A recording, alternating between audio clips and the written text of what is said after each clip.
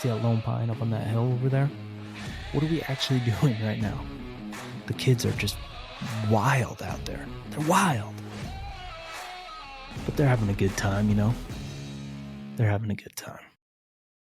This is Untamed Unbroken, the Adventurer's Guide, and I'm your host, Blake Bredesen. Welcome to Untamed Unbroken. Today we are talking hunting. And we're going to answer a few questions, few basic, frequent outdoor questions, an FOQ, if you will. But just some basic tips in hunting is what this first question really is going to lead to. And we'll get started here. Question 1 is, how do I get started with hunting? And so I'm going to give a few tips here, a few things to think about. It's a loaded question. It really is. And so I'm going to piggyback this on, yes, I'm an experienced hunter, so I don't need to get started with hunting, but I do need to get started with hunting in a new state. Moving from Minnesota to Wisconsin. Never hunted in Wisconsin. And so there's things that I'm going to be doing that will kind of piggyback off of this question a little bit, although I'm not completely new to hunting. So, if you're completely new to hunting, one thing you're going to want to do is some hunter safety education. This is going to vary from state to state on if they require or what they require. I remember back in Minnesota, probably late 90s, 2000 would be when I took a firearm safety course, and that at the time that was required. You needed that to hunt, and I couldn't tell you actually what it is right now, and this is going to vary state to state. I don't know if there's an actual just straight up hunter safety course or hunter safety education. I do remember doing some duck identification for the firearm safety course, and it was just at a local sportsman's club. But I would check any DNR website, Department of Natural Resources, or your state's Game and Fish, whatever they call that department. In Minnesota and Wisconsin, it's called the DNR, Department of Natural Resources. Other places it's called Parks and Wildlife, Game and Fish, whatever it's called. It's going to vary state to state. Check with those departments, though, and they're going to have all the information, the requirements. One of the first things that I'm going to be doing as I move is I'm looking over the DNR website, Wisconsin DNR. That's all I'm going to be doing, is looking at that, and then I'm going to read through their hunting regulations. After I read through those things, if I still have questions, I'll reach out to the DNR directly and ask those questions. I'll just call them and ask those questions. I've done it even after 20 plus years of hunting in Minnesota. I've called and asked questions to get clarification on things that you read in the regulations, and maybe it doesn't make complete sense to you at the time and you just want clarification. Just call. They're happy to answer any questions. So, and a lot of times this stuff you can look it up online. You might even be able to do these courses online. You for sure likely can do them in person, but you might be able to do some of them online these days. And so just check with your state's wildlife agency, the website, details, call them if you have questions. Number 2, you're going to need licensing and permits. Licensing and or permits. This varies state to state, but whatever you're hunting, the intended species you want to hunt, you're going to need a license and a permit. For example, how this works in Minnesota is you just need a archery license, and that's good for in either sex. It's good for a doe or a buck, that one license. And then you can buy additional bonus tags, antlerless bonus tags, for an additional fee. And then you could take those antlerless deer as well on top of that original license or tag.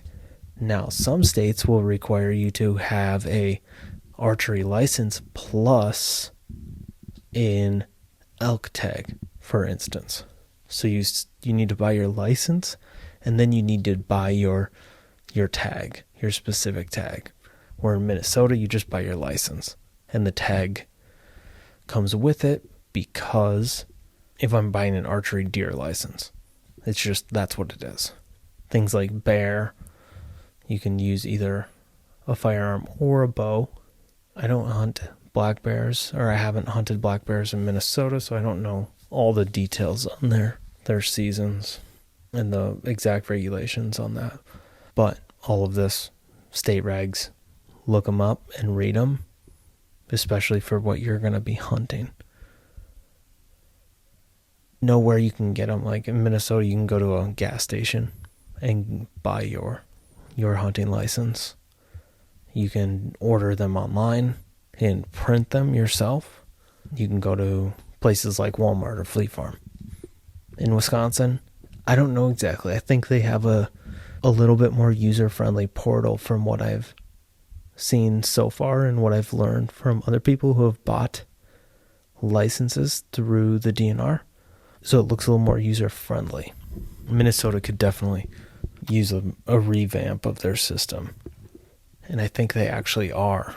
In this next year or two, they're rolling out an app, which we'll see how a government agency's app looks like at the end. Usually they're not super user-friendly, but hopefully they get this one right. Number 3, when it comes to getting started with hunting, is you got to think about gear and equipment. You got to think about the essentials, basic gear. Whether you are using a firearm or a bow, you need ammunition, arrows, broadheads. You need some clothing. Think about the appropriate clothing. Maybe you have a friend or a family member you could just borrow some clothing for, depending on if you're just testing the waters or if you're just going to go all out and you dive in, and when you commit to something, you commit to something. Then just buy some nice gear if you can. And then, safety gear, blaze orange if you need it, harnesses if you need them, if you're going to be up in a tree stand. And then any additional gear that you may need, like binoculars, game calls, field dressing kit. A lot of times that means just a knife. Number 4 is finding a mentor. Find somebody that you can learn from, if you can, even if it's just online. Even if you just find somebody online that you can learn from. Maybe you don't know anybody near you in your personal life that has hunted before, and so you don't have anyone to turn to, but you yourself are interested and you want to get going.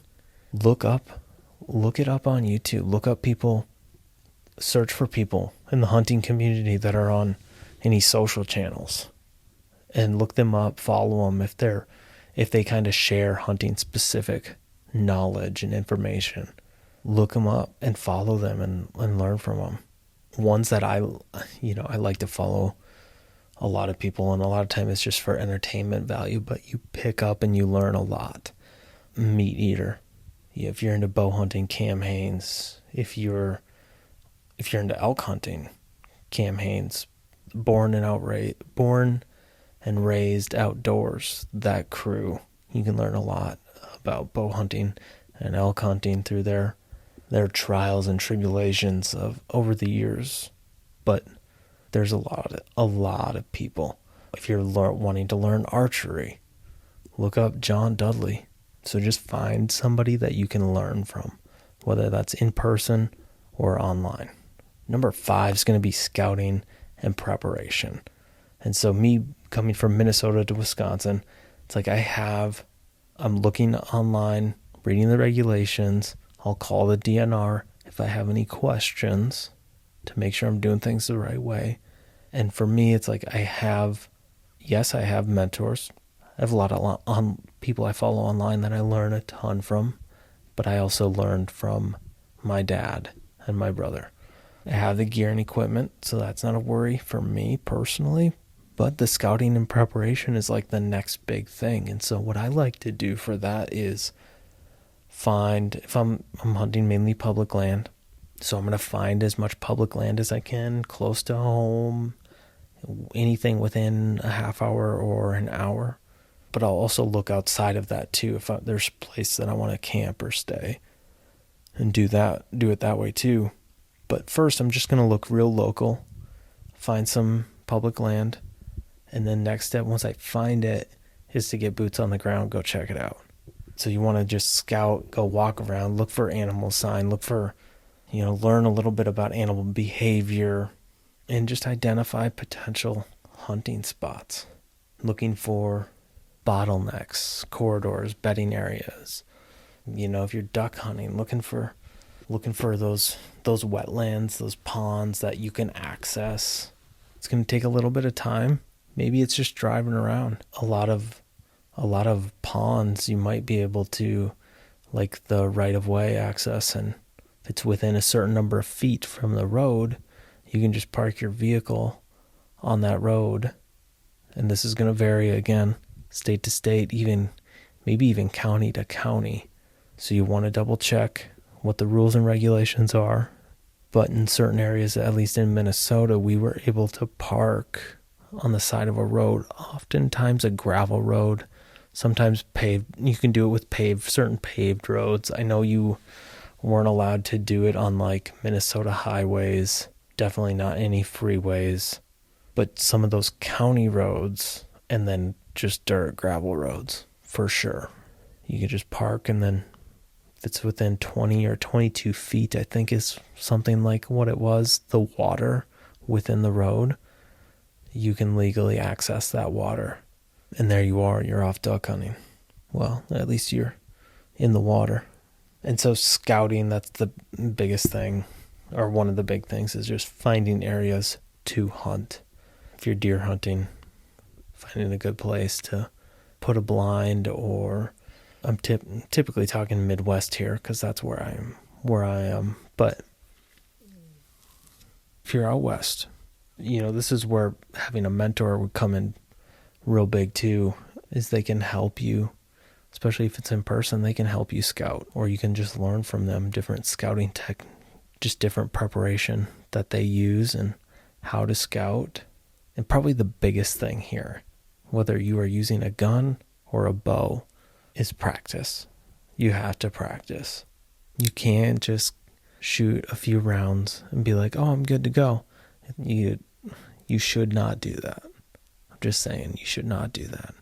I shoot my bow year round. Right now we're moving. I haven't shot my bow in a couple weeks, which is real shitty for me because hunting season is around the corner.